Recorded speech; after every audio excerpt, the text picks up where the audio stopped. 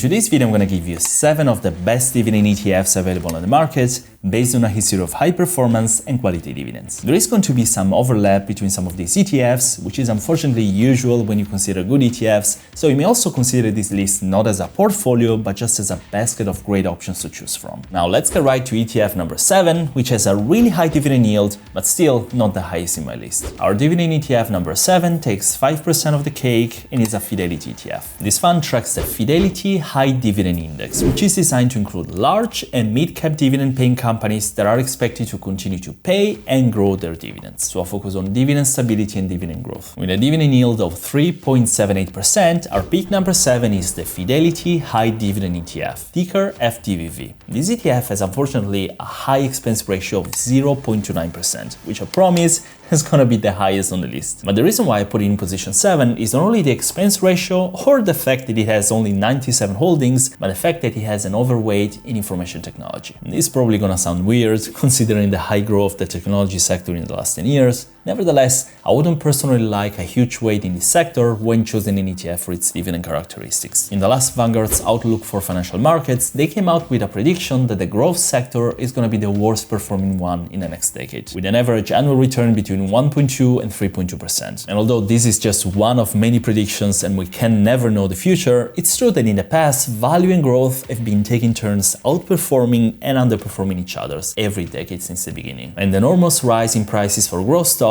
should be seen as a risk, not as a proof. Back to FDVV, the ETF's top 10 holdings have names like Apple, Microsoft, and Nvidia, typical tech companies, but also energy companies like Exxon, banks like JP Morgan, and consumer staples like Procter & Gamble and PepsiCo. The second dominant sector is financials, and a good thing of this ETF is that it has around 10% of international diversification with countries like Japan, UK, Italy, Netherlands, and so on. When it comes to performance, FDVV has delivered 8.67% annual return in the last 5 years and 10.29% since inception in 2016. Our dividend ETF number 6 takes 5% of the cake and is an iShares ETF. The fund was created in 2011, so we have more than 10 years of track record in which this ETF delivered an average of 9.34% per year. If you invested $10,000 in this ETF at the inception in 2011, you now have $31,441, which will give you a nice dividend yield of 4.07%, according to last year, namely $1,279 per year. The ETF is called HDV, the iShares Core High Dividend ETF, and has an extremely low expense ratio of 0.08%. Now consider that despite a long-term average return over 9%, the ETF has performed poorly in the last 5 years with an average of 5.7%. Obviously, this could also be seen as an advantage considering that the lower performance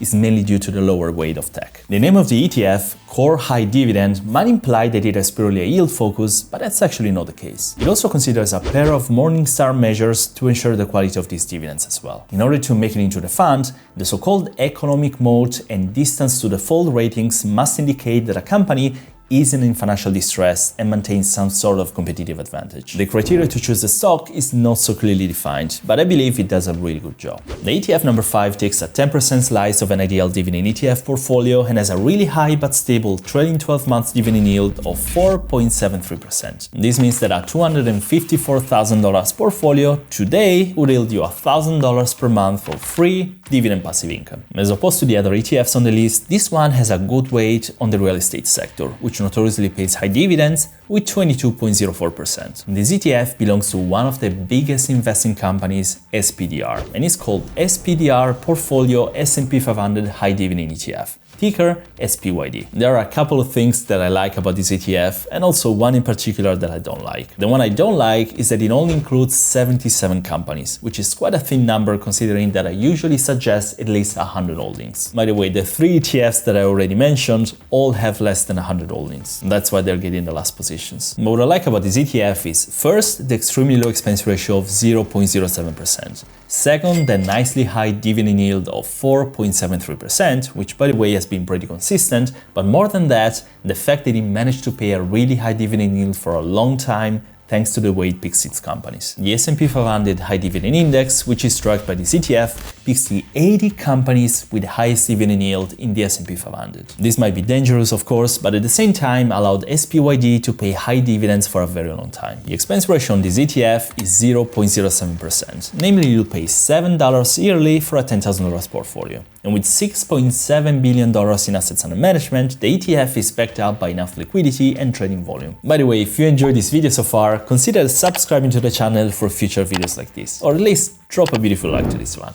Thanks. ETF number 4 takes 10% of the cake, and this not because it's not a great ETF, but only because it has the lowest dividend yield of the list with 1.9%. I want to remark here that you should never put so much focus on the dividend yield, but since this list is about dividend ETFs, I'm going to try to give some weight to it. So 1.9% dividend yield, not exceptional, but the performance of this ETF has been formidable. 10.87% in the last 5 years, 10.46% in the last 10, and 9.17% since almost 20 years. This means that a $10,000 investment 10 years ago would have returned you a portfolio of around $27,000. This ETF is the biggest dividend ETF in the world with over $74 billion in assets under management. And I'm talking about VIG, the Vanguard Dividend Appreciation ETF. With 0.06% expense ratio, one of the lowest on the markets, VIG tracks the performance of the S&P US Dividend Growers Index and targets mostly large cap stocks with a minimum of 10 years consecutive dividend growth. There is another really good ETF that also uses a similar methodology, and this is NOBL, the Dividend Aristocrats ETF that requires 25 straight years of growth. I actually prefer VIG's methodology because it includes some of the emerging dividend growth companies, particularly those from the tech sector. And this gives it a balance between the dividend growth that income seekers like and some long-term capital growth potential as well. I also like the diversification of VIG, with 314 holdings in total and a nice return on equity of 25.9%. When it comes to the companies, you're gonna find a lot of known names starting from Microsoft and Apple, down to healthcare companies like United Health, financials like JP Morgan, and other great names. But let's move on now to the ETF number 3, which is again a Vanguard ETF and takes 20% of the cake. This time, we're moving in international territory, with a focus on developed markets including Japan, the UK, Australia, and Canada, together with a 21.6% allocation to emerging markets. And why did I put this ETF in position 3? Well, first of all, it's the only ETF that completely covers international markets, and it does it with a really good dividend yield of 4.65%. I'm talking about VYMI, the Vanguard International High Dividend Yield ETF. And since we're talking about international markets, some of you would remark that they didn't really perform so well in the last 10-15 years compared to the US stock market. And that is true. In fact, VYMI had an average return of 7.4% since inception in 2016. But international developed markets are expected to perform better than the US in the next decade by many sources, including Vanguard itself, as reported in their outlook for financial markets, where global equities are expected to return up to 9% per year on average against 6% of US. Vanguard's outlook is of course just a study, and nobody can really tell the future, but I believe that we investors tend to be short-sighted and just look at what happened in the last 10-15 years and think that the same is gonna go on forever, which is usually not the case. Anyway, VYMI gives you access to over 1,300 companies around the world with a weighting emphasis on large caps, which helps with the reducing volatility, with an extremely low P/E ratio of 9.2x and a return year to date of 11.5%. The second dividend ETF that every investor should have in a portfolio takes a 20% slice of the cake, and if you invested $10,000 in it 10 years ago, you now have $23,214. And that will yield you today $731 yearly in free dividends, thanks to a dividend yield of 3.15%. This fund tracks the performance of the FTSE High Dividend Yield Index, an index that selects high-yield dividend-paying companies based in the US, excluding REITs. I'm talking about VYM, the Vanguard High Dividend Yield ETF. With 450 names in the portfolio, obviously we're not talking about an ETF that targets really high-yielding companies, so it might not be the first choice for investors that are looking for high passive income every year, but it's a solid strategy for people that want the right mix between dividends and good performance. Now, when it comes to overlap, VIM is such a broad-based ETF that it overlaps a lot with most of the ETFs. VIG, for example, the one that I mentioned in position 4, has 45.9% of its holdings included in VYM. And the ETF that I've put in position 1, that you'll see later, has 85% of its holdings in VYM. VYM also contains 76.6% of the holdings of SPYD. So of course, there is a lot of overlap. Take this into account when you decide where to invest. Now, VYM is passively managed, which means super low fees of 0.06%. The largest sectors are financials, consumer staples, and healthcare, which are typically stable sectors, and the top companies are JP Morgan, ExxonMobil, Broadcom, Johnson & Johnson, Procter & Gamble, and Home Depot. The investment style of the fund is large value, meaning it invests in large mature companies that usually pay good dividends and have stable financials. And it's a good combination with some other ETFs that we've seen on this list, which tended more into blend or growth. Now, some people don't like VYM, I think because it's quite a generic dividend ETF and doesn't really have such a sophisticated strategy. But I think it's one of the best compromises between the desire to receive a stable dividend income and the safety of a strong diversified ETF, which is not going to underperform in the long term. The first ETF is, in my opinion, one of the most sophisticated dividend ETFs, and I'm going to give it 30% of the dividend ETF portfolio cake. This ETF had a wonderful performance of 12.56% since inception in 2011, close to the performance of the S&P 500 in the same time frame. And just because in the last 2 years it hasn't been performing as well, it's been crucified, denigrated, ran down, and ignored. Well, I believe that instead this ETF is just on sale right now. And if you don't know what I'm talking about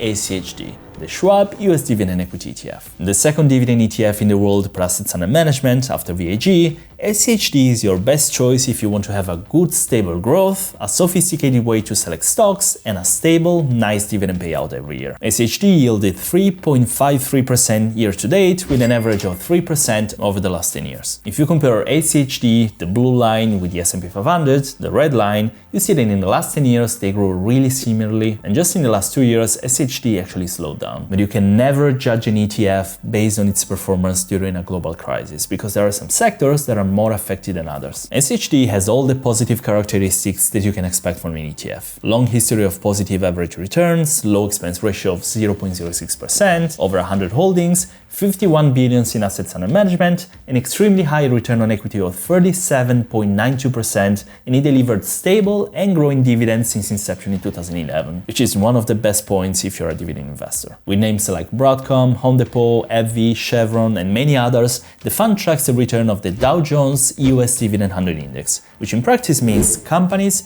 with strong fundamentals that issue safe and high-quality dividends. ACHD is a solid, strong choice for the long term, with a long track of positive returns, good dividend yield, and results which, except for the last 2 years, were just as good as the S&P 500. If you like dividends, this is a great choice. Now, I'm personally not a pure dividend investor. I actually focus more on capital appreciation, or better said, my only focus is on the total return. So if you're also looking for the best ETFs overall, even if they are not focused on dividends, you should definitely check my video on the 8 best ETFs of all times, where I give you the best 8 ETFs to invest in, covering the growth and value, US and international, and all the sectors. And if you want a free compound interest calculator or many other interesting financial tools that I created for you for free, check out the description below in the video and you're gonna find all the links. I hope you enjoyed this video. If you did, don't forget to subscribe and drop a beautiful like to support my channel. Thank you so much, guys. I wish you a great evening, and as always, I'll see you in the next video. Ciao.